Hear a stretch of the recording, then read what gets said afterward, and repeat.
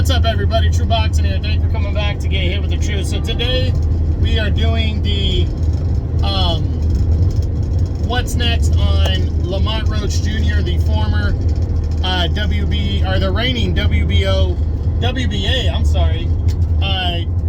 Super Featherweight Champion at 130 pounds, following an optional defense against a guy named Feargal McCrory on the June 28th Pro Box TV main event, as he would defend and retain his title with an 8th round TKO win. Now, before we get into that, if you could smash the like button, leave a comment, or subscribe to the channel, I really do appreciate any and all support that I can get as I continue to build my channel here. So we're going to look at Lamont Roach and see, what possibly is coming up for him heading into, following this win. Now, it's proposed that it's supposed to be a mandatory title fight against his #1 ranked contender, Odar Eterosian. That was supposed to be who he was supposed to fight next. And then his second mandatory was due as well. He's supposed to fight back-to-back mandatories in Irishman Joan O'Carroll. Well, obviously the Eterosian fight didn't happen like it was supposed to. So it's really kind of unclear what the WBA is going to enforce. I figured they would have already been on it, ordering him to defend his title against Eterosian, but they haven't made any announcement, any formal announcement. We've actually heard a rumor that Ray Ford could move up and challenge Lamont Roach Jr. in Ford's debut at 130. And I'm like, are they gonna enforce these mandatories or not? And it's not that I'm pro this Eterosian guy. This guy beat Roger Gutierrez last year. That's his highlight win to earn a title shot. I would much prefer Ray Ford or one of the other big names to fight him, but if you're gonna make the news that you're gonna enforce him to fight, then when are you gonna enforce him to fight his mandatory so you can get him out of the way? So I personally feel that Roach, the WBA is going to follow through and enforce him to fight Eterosian next. But we're going to run through the top 10 at 130 and see what else is a possibility right now. We've already mentioned Ray Ford from 126. He's going to be making his debut at 130 in his next fight. That could be a possibility. We'll see. We start with, running through our updated top 10. We start with WBO champion Emmanuel Navarrete. A unification bout would be good, but Navarrete, if he returns to 130, is going to have to face Oscar Valdez first, his mandatory challenger, interim champion at 100 in the WBO. So a fight with Roach is not going to happen next. Roach and Navarrete are not going to happen next. Then you got newly crowned WBC champion Robson Conceição. Interesting matchup, but I don't believe the two sides are going to come together for this one. I think the WBC may order a rematch between Conceição and Foster, especially if Navarrete and Valdez are going to rematch in a mandatory fight, and the winner of Conceição and Foster would have to fight each other, in a rematch themselves. So I think Top Rank is going to try to keep Conceição in-house instead of unifying against a guy like Roach next. Then you got O'Shaquie Foster, the now former WBC champion. I think Foster would be down for the fight if they could bring Lamont Roach over to Top Rank. But again, I really believe the Eterosian fight is more likely, and I'm not sure there's going to be a ton of interest out of the Roach camp following, even if Foster lost a controversial decision, it's not the most attractive fight, and I think the Roach camp might look in another direction. Then you got WBO interim champion Oscar Valdez. I'd love to see the fight, but Valdez is going to be fighting Navarrete sometime, I think, in the fall, in a mandatory fight, and I don't see Roach being in the mix right there, getting Valdez next. Then you got IBF champion Anthony Kakachi. Well, in September, he's returning to fight Josh Warrington.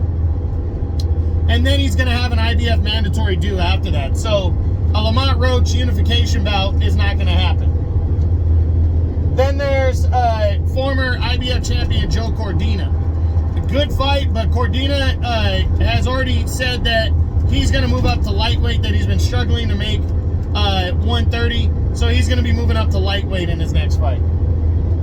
Then you got undefeated Eduardo Nunez. Well, not undefeated, but you got mandatory challenger Eduardo Nunez. Nunez, I think it could be a possibility if Roach wanted a Nunez fight. He might be able to get it if it was like locked in, because Nunez is already in line to fight for the IBF title, but now has accepted step aside money for Kakachi and Warrington to fight each other in September.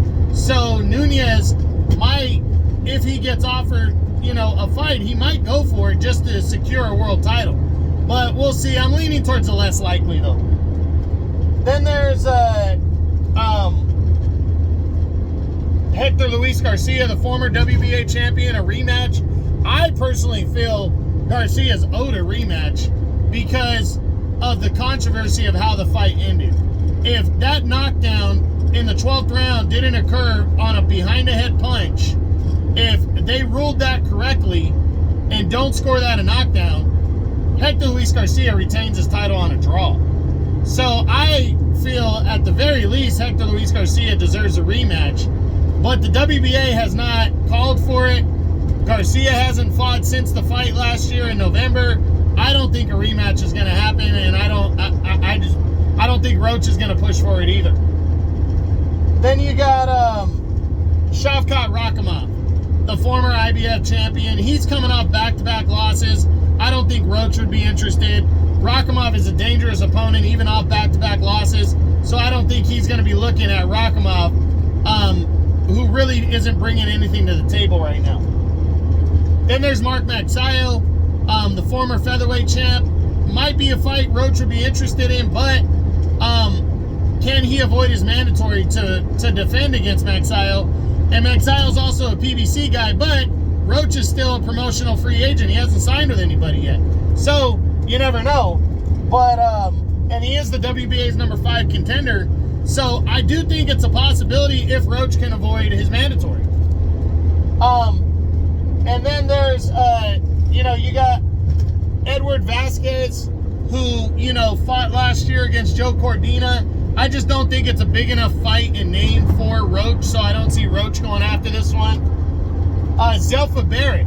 If Roach wanted a fight with Zelfa Barrett, he could probably get it, but I'm not sure he wants a fight with Zelfa Barrett. Zelfa Barrett's kind of got a difficult style to deal with, and it might be too challenging of a fight for a guy that doesn't carry a big name. Then you got Rocky Hernandez. This is a very intriguing battle right here. Rocky Hernandez almost came away with the WBC title before he got stopped in the final minutes, the final minute of his fight with Oshaki Foster last year. Roach, Roach might be interested in a fight with a guy like Rocky Hernandez. I wouldn't be surprised if he decided to fight him if he can avoid his mandatory. So that's it. Odar Edarosian, I think, is going to be the guy that lands the shot at Lamont Roach Jr. But if he goes in another direction, it really is anybody's game. There's really a bunch of possibilities. I don't think unification is going to be one of those possibilities next. But I do believe that, there's other pretty solid names that might want the fight.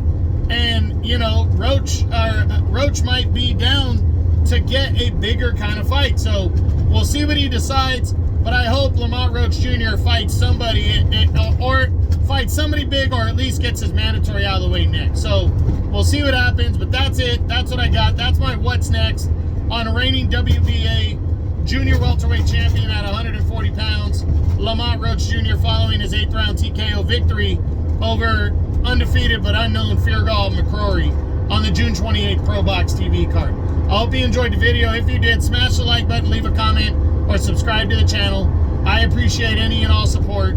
This is True Boxing. You've been hit with the truth.